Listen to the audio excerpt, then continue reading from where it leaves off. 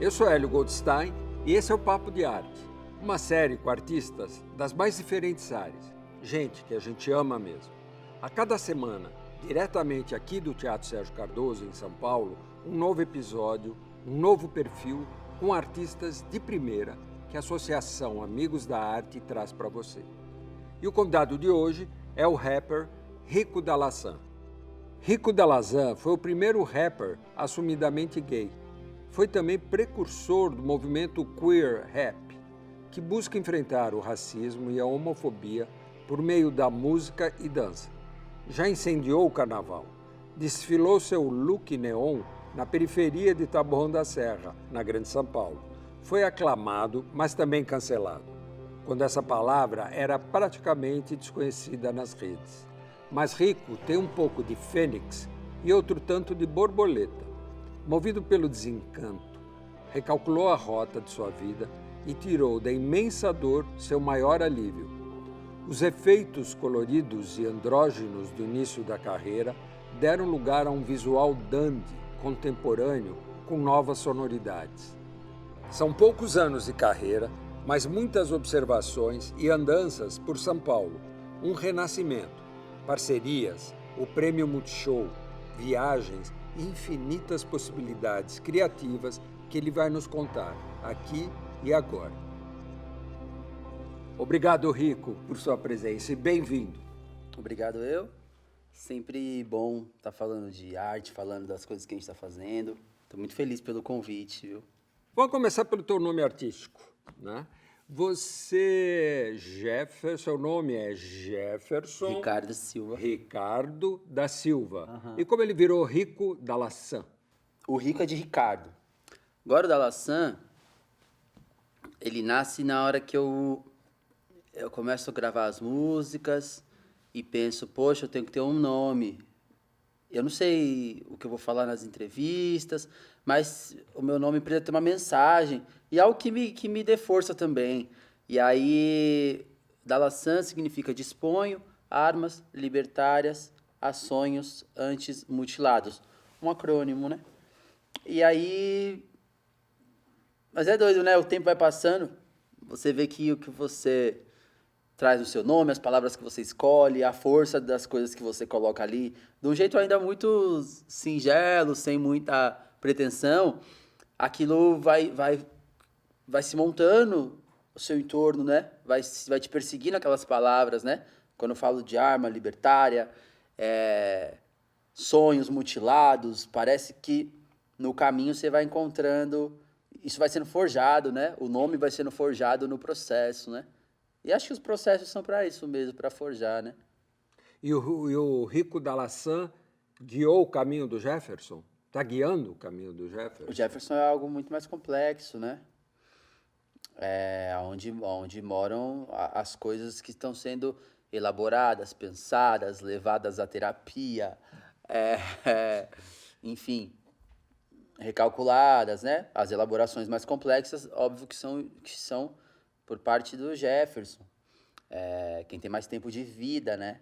Quem está pensando as coisas na infância, adolescência, agora na vida adulta. E o Rico da Laçã, ele começa a experimentar e a viver essa coisa que não é só o imaginável, né? Do universo da vida de um artista, né? Um pouco entretenimento, um pouco arte e tarará. Mas é um pouco mais complexo, mas ele já vai experimentando e vai se forjando também. Sem dúvida alguma, o Jefferson ele é muito mais sólido do que o Rico da Laçã. O Rico da Laçã está no seu processo de elaboração, de construção, acompanhando e existindo a partir de um tempo específico da sociedade, diferente do Jefferson, que, né, já está aí há muito mais tempo, mas que a vida de um atravessa o outro. E eu... cuidando da cabeça que eu tento separar as coisas, para que, às vezes você tá com uma aflição, olha e fala, mas essa aflição aqui não é exatamente minha, ela é de uma jornada específica, e aquilo, não tem que levar aquilo para as relações, levar aquilo, enfim. Agora, você é nascido no Taboão da Serra. Conta da infância e adolescência lá no bairro. existe um fator principal, talvez, que me descreva como um morador do Taboão da Serra em trânsito pela cidade, né? Existe sempre essa fronteira, esse negócio, essa ponte, né? Que separa um lado do outro e que também vai construindo em você um lugar que é de um cidadão não pertencente exatamente, porque você busca coisas do outro lado, você volta porque ali é onde você tem onde viver, dormir e tal, o seu famigerado lar é ali, e assim vai. E depois vão ganhando outras dimensões no percurso, né? Que aí fica interestadual a vida, ou a vida fica internacional, e assim vai. Mas para mim, cada vez que eu vou para outro canto e volto, para vez que eu vou, sei lá, vou lá, tô no Brixton, eu tô lá no Taboão de alguma maneira. Se eu tô lá no Harlem, eu tô no Taboão de alguma maneira.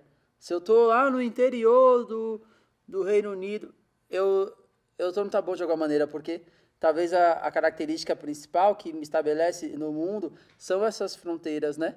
Essa dualidade, assim. Meu nascimento mesmo, se eu nasci num dia de fronteira, assim, num dia que é o que o sol entre leão, assim. Então é uma cúspide, é uma fronteira, não deixa de ser uma fronteira, né? Daqui para cá o sol tá num lugar, daqui para lá o sol tá em outro lugar. Enfim, e fronteira e dualidade são coisas que descrevem muito meu caminho aí. E ao longo desses lugares que você narrou, contou, como é a tua vivência com relação a experiências relativas a racismo? Você, quando está em Taboão ou quando está em outros lugares, como esses lugares repercutem quando o tema é racismo? Eu acho que em qualquer lugar do território brasileiro, e sobretudo na perspectiva continental aqui do sul da América, vale muito a gente entender nossos processos históricos, sobretudo, né? Entender a gente aqui como remanescente, diáspora, um desdobramento de África no globo. E, historicamente, o processo colonial ele vai se atualizando e se sofisticando e diariamente você vive as coisas diariamente, não só no que acontece de maneira estrutural e direta, lançada a você, mas que está ali, sei lá. Ontem eu fui ao mercado e aí o cara do caixa, que era um supermercado fora do Tabuão, por exemplo, e o cara do caixa, antes de eu passar minhas coisas, ele perguntou: "Você é rápido?" Perguntou se eu era tava fazendo compra para alguém. Tinha um monte de coisa lá gostosa. Sim. Legal, Você é que do gosta de comer. iFood? Você é do... Se eu tava ali fazendo uma compra para alguém. Entendi. Isso é um traço estrutural do racismo. Que não consegue computar que eu posso estar ali Consumidor. que eu tô comprando coisas gostosas, que talvez tenha um outro preço da cesta básica, e que aquilo me pertence, é para o meu próprio consumo, e com essa imagem atual, né? Que é essa outra precarização do universo do trabalho e da desumanização, né? Do proletário e tal. Quando você fala essa precarização, claro que ela não está somente nos entregadores, nos que vão ali buscar alimentos para uma classe que não deseja sair de casa ou que não pode sair de casa. Isso a gente vê também na mobilidade, né? Nos carros que nos levam e nos trazem hoje. Se vive uma situação muito paralela e muito parecida, né? Talvez o carro que tenha te trazido aqui hoje também tenha essa situação, ou seja, o motorista também vive uma situação precária. Isso é algo que se expandiu pelo país e pelo planeta, né? Sim, sobretudo esse traço aqui no Sul da América, claro, é um respingo de algo que vai acontecendo pelo mundo, aí vai entrando em decadência em outros lugares e chega aqui sempre num time, né, com esse delay e tal, mas, sobretudo, é um traço em que pé anda as questões do capitalismo e em que pé anda o mundo do trabalho, né? Talvez a sucatização do trabalho é um traço muito evidente desse plot do capitalismo ou dessa decadência desse ciclo, né, do capitalismo, que é onde se vê que a mão de obra, ela não é a característica principal como no século passado, né? Isso vai ganhando outros traços. É uma percepção, assim, só que esse corpo no mundo vai sentindo os efeitos estruturais disso antes mesmo de conseguir elaborar isso tudo, né? Sim. E isso também se dá por você. Você é negro e gay, e é um rapper. E como você convive com essa situação e com a tua música, que é tão linda e tão criativa. E aí, B, ficou rica de uns anos pra cá. E aí, B, botou aquele lá pra andar. Que eu vi, não parou mais de viajar. Um beijo, mar, tá riquíssima. Brasine, injeção da Lívia Marini. Eu sou um hit machine, desde as matinê, imagina. O rap, normalmente, ele tem um caractere da poesia concreta, né? De uma coisa de denúncia. Sim. E aí, no trivial, eu estaria, de repente, descrevendo essas situações nas letras, sendo enfático, sendo cirúrgico, né? E tal. Só que não existe um outro lugar sendo desenvolvido no meu processo que eu descolo dessas experiências que eu vou tendo diariamente, que elas são inspiradoras no processo de arte, como tantos, mas que eu descolo e fico há um tempo, já há alguns anos, numa busca de caracterizar no meu processo artístico as perspectivas de afeto, as disponíveis e as indisponíveis para um corpo como o meu, para uma identidade como a minha, as questões dessa dualidade que eu vou chamar de dor e alívio, né, para poder caracterizar a coisa, e aí eu vou desdobrando para um lugar, o máximo que eu consigo chegar de subjetivo, para que o poema ele consiga acessar lugares que, inclusive, são negados a corpos como o meu nessa percepção. Quando se acha que não se pode ter aqueles alimentos, que seria uma coisa básica, né? Fruta, sei lá o quê. É uma demonstração de que não se absorve, não se aceita e não está posta a minha questão de humanidade, num modo total e completo. E quando eu vou falar de afeto, quando eu vou falar de relacionamento, quando eu vou falar de coisas que em 1000 situações não se caracteriza como algo que está disponível para mim e para os meus pares, aí eu acho que eu estou conseguindo driblar isso e colocar a gente numa outra perspectiva, se olhar de uma outra perspectiva, de subjetividade para subjetividade, sem essa coisa verticalizada que né, a academia traz, ou mesmo o espectro de abordagem objetiva, de estudo de caso, né, que é uma intelectualidade branca, que é quem, por maior parte do tempo, esteve presente nas universidades, produzindo saberes, isso eu digo desde a Europa, né? Eu poderia até prosseguir por isso, mas eu quero falar um pouco sobre a tua sensibilidade, que é muito à flor da pele. Então, além da música, a moda tem uma pegada forte na tua formação também, né? O cabelo, você foi cabeleireiro. Então, você navegou por várias possibilidades criativas. E, como rapper, você se consolidou, né?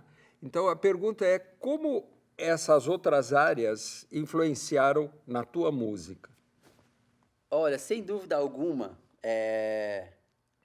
o meu tempo na música ainda não superou o meu tempo nesse universo da construção da imagem.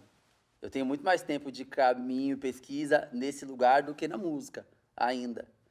Porque, sei lá, eu comecei a trabalhar com uns 12 anos, e não só trabalhar, mas trabalhar e investigar, né? Esse universo que começa lá, sendo cabeleireiro lá no Tabuão, de um jeito que, sem saber, eu estava muito próximo a uma investigação que é ancestral, sobre os nossos cabelos, sobre os processos, sobre como é aquilo original, como é aquilo sem as intervenções das demandas sociais. E aí depois, não muito depois, vem a coisa de construção de imagem, que sempre me interessou, que é as intervenções que você cria no seu próprio corpo, no seu trânsito pelos lugares onde você passa. E aí a música vem depois como um outro sentido, né? Que é o da fala, né?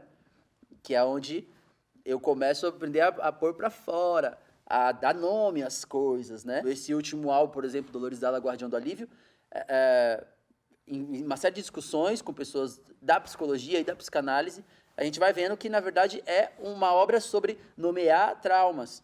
E esse disco é muito isso, talvez porque são questões que eu venho pensando e pensando um jeito de trazer isso de maneira poética desde os meus 16 anos, por exemplo.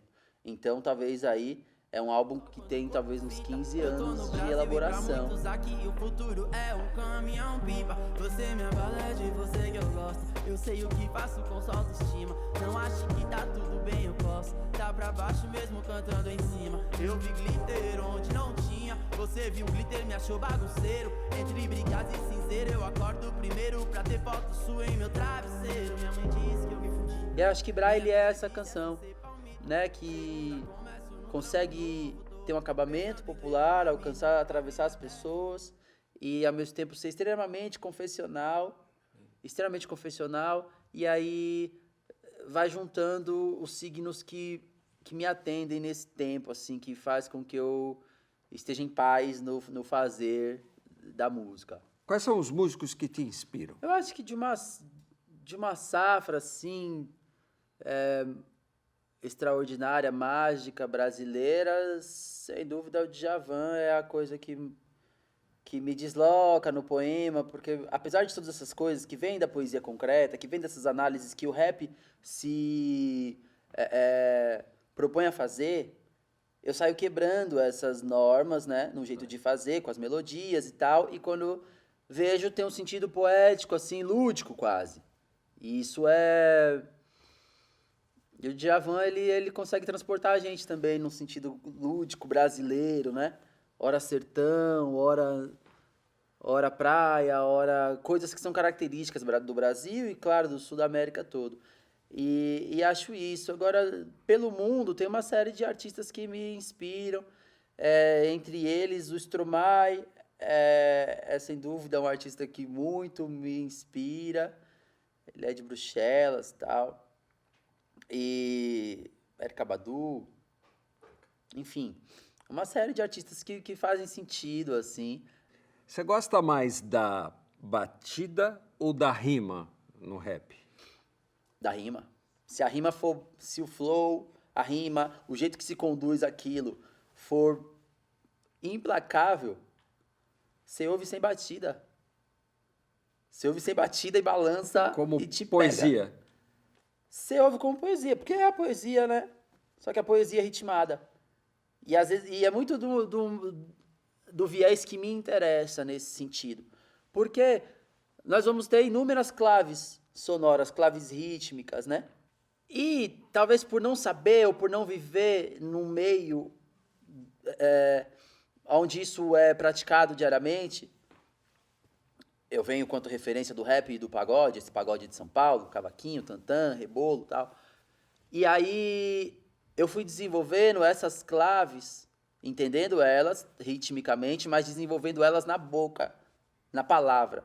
O jeito que eu quebro as palavras, que eu crio meus famigerados trava-línguas, ou as melodias, ou esse artifício que eu trago quase todas as canções, que é de pergunta e resposta, de, né? Mudou com... É pergunta. E aí eu respondo.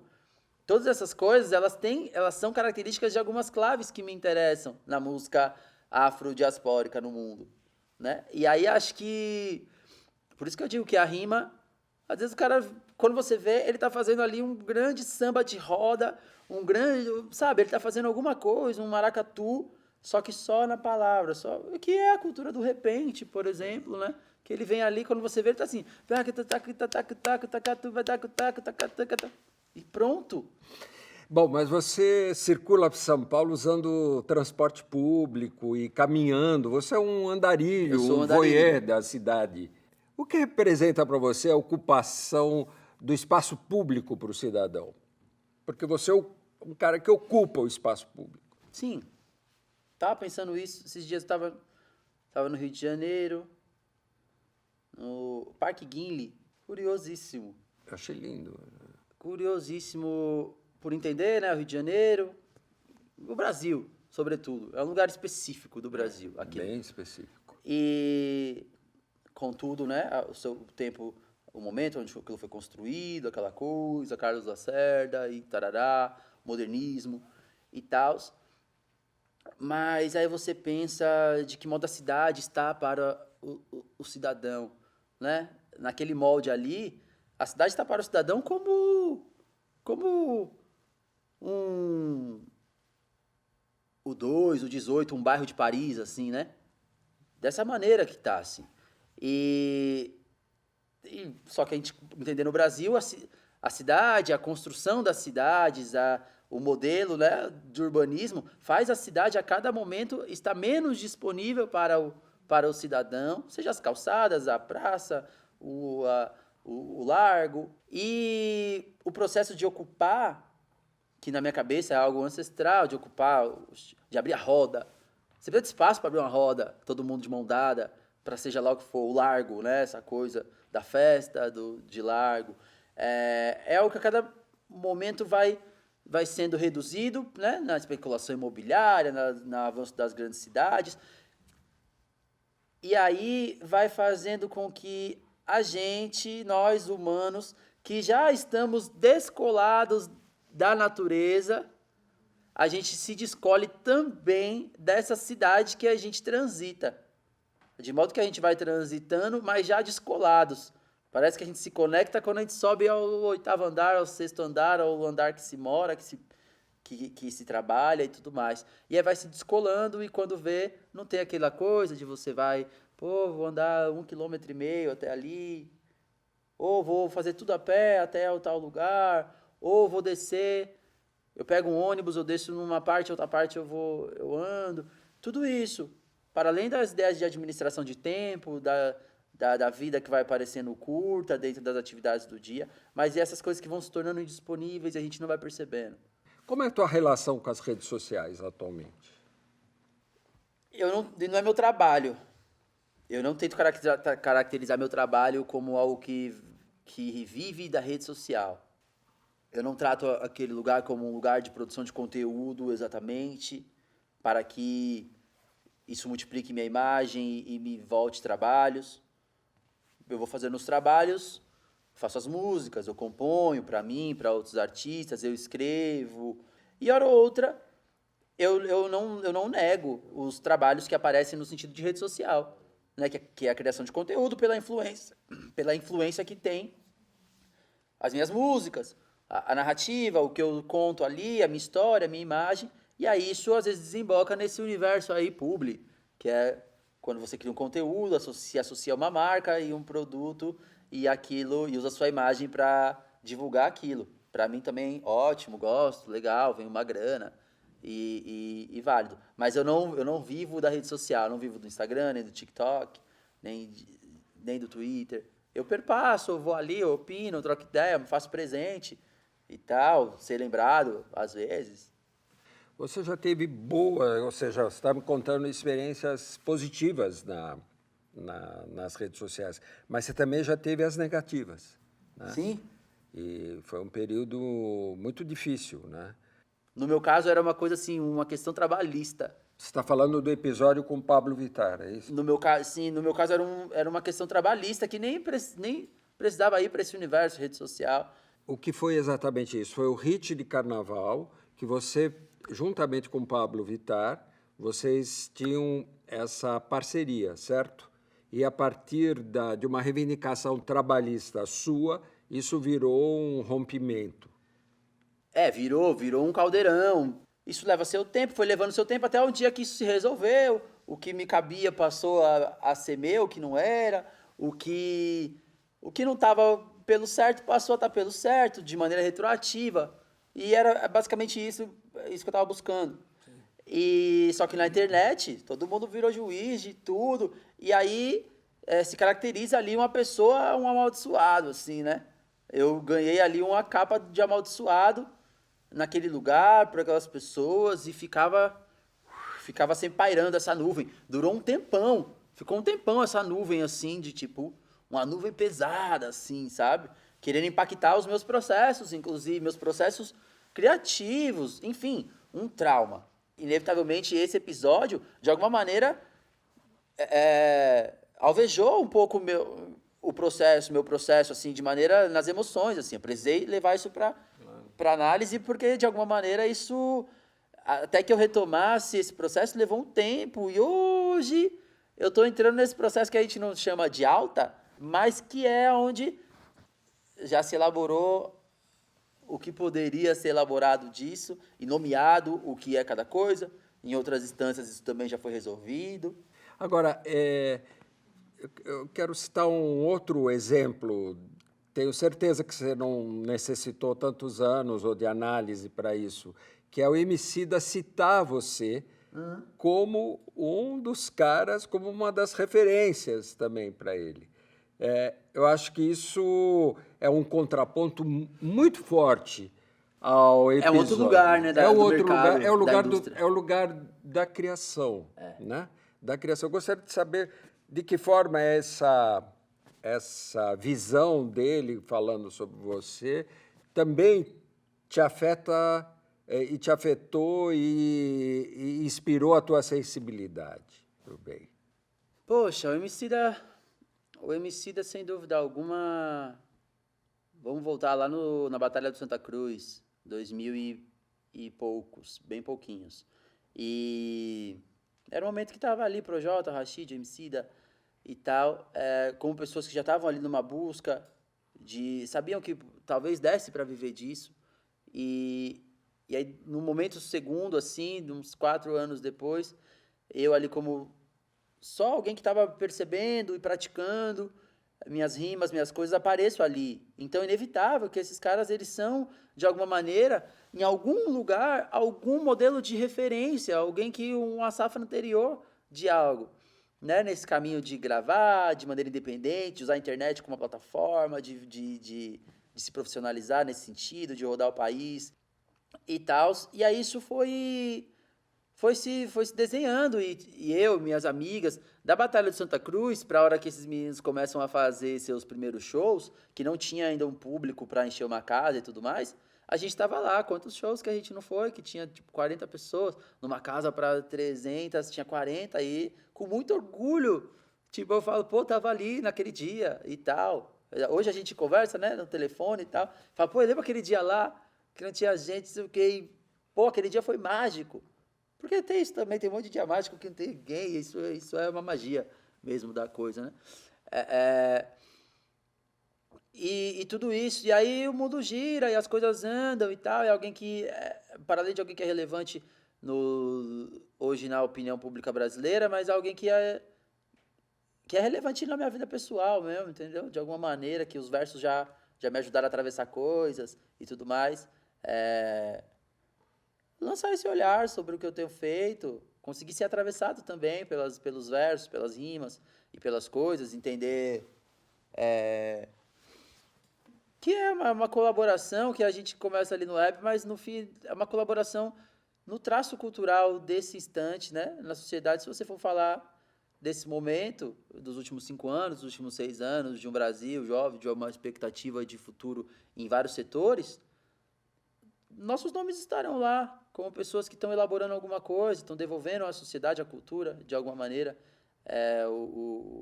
a síntese pessoal desse momento.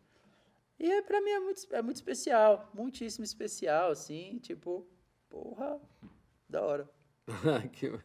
Quem são teus aliados nesse time, na escrita? Na escrita. Ou seja, que livros te inspiram, que poetas te inspiram, que letras também te inspiram, além do Djavan, que você já citou. Sim. Mas, assim, quais livros são teus aliados? Quem são teus aliados na escrita, seja lá? Olha, uma outra coisa muito curiosa do meu processo é quando a literatura passou a fazer parte da minha vida. Eu frequentei a escola, li todos os livros que estavam ali na lista dos vestibulares públicos que precisava para que eu pudesse prestar o vestibular e tudo mais. E tudo foi fazendo algum sentido. mas eu não tinha o gosto, o tino pela leitura. E aí eu tinha uma quantidade de livros, a maior parte da minha biblioteca são livros de imagem. De imagem, essa coisa do Emanuel Araújo, essa coisa do Rubem Valentim.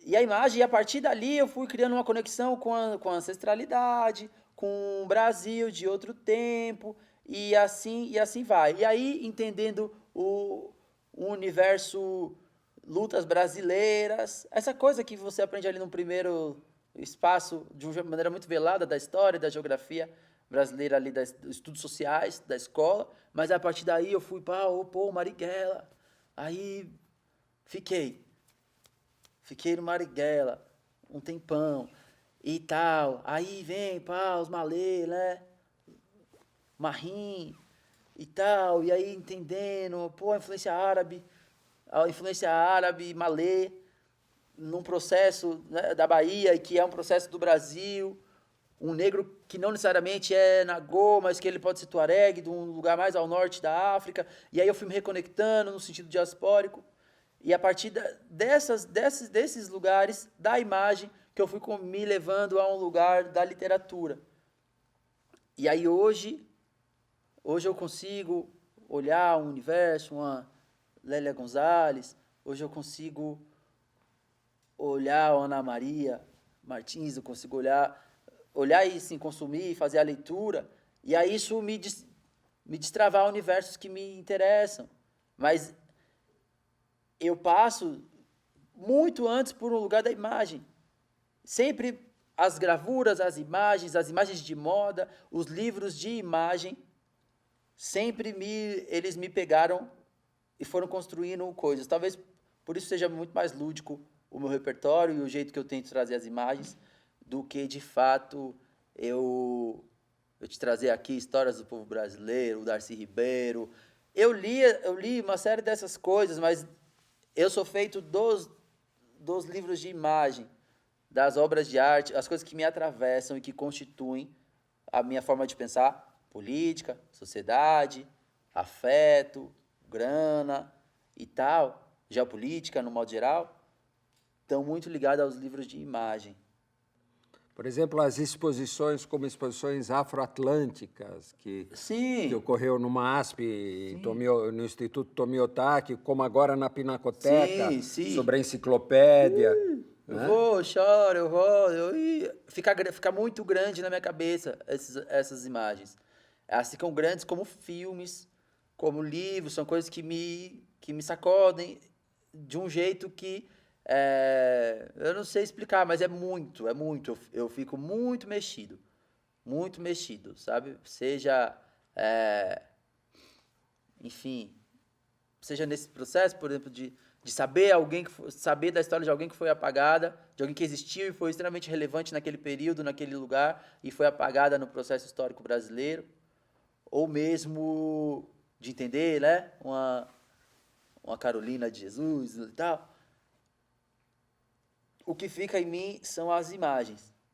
No livro da Carolina, ele é muito nítido na minha cabeça, e são as imagens. E as imagens ficam. E mesmo nas coisas, tudo que eu escrevo, pode ver que eu não sei trazer um engodo. Que não é engodo, mas eu jogo imagem atrás de imagem, você me abala, é o mínimo igual ao meu short, me sinto uma janela cheia de adesivo, eu vou nomeando as coisas do jeito meu, do jeito de onde eu venho, com o meu repertório, mas eu preciso jogar imagem. Eu jogo imagem a todo momento, né? Eu estou escrevendo um negócio lá que chama Guia de um Amor Cego. Aí fala, eu guia de um amor cego, me dê... E para mim é uma imagem, tá? O guia, o cão, não tem o cão guia, não tem um guia. O guia de um amor cego, para mim é uma imagem que consegue descrever afetivamente uma série de coisas sobre mim que eu não teria outra imagem. Mas é uma imagem antes de ser o literário, sabe? Até porque é lúdico demais, é forte. Não tem o guia do amor cego, né? Qual o teu sonho? E qual o teu pesadelo sobre esse país? O meu sonho é a branquitude conseguir se reconhecer branquitude.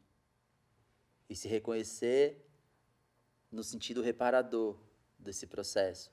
Se reconhecer e admitir e assumir coisas, e a partir daí um processo reparador de coisas desative um campo minado que está 500 anos minado e explodindo toda hora no pé de alguém, que é possível que a gente desenhe episódios novos, expurgando coisas que não deveriam nos pertencer mais quanto povo. E eu acredito nisso, entende? Eu acredito nisso, eu não desisti disso. Tipo, apesar de tudo, eu acredito nisso, me vejo quanto poeta, como alguém nas artes, que talvez o meu serviço maior seja fazer com que a gente não perca esse imaginário, ainda que a realidade esteja totalmente mostrando outra coisa ou esteja de fato indisponível ou num retrocesso veloz diante dessas coisas. Mas, quanto poeta, eu preciso fixar num lugar bem alto, bem grande, que esse imaginário, ele é sobre nós. Bem, o Papo de Arte com o Rico Dallazan termina aqui. Obrigado a todos e até o próximo programa. Rico, muito obrigado. Muito obrigado mesmo.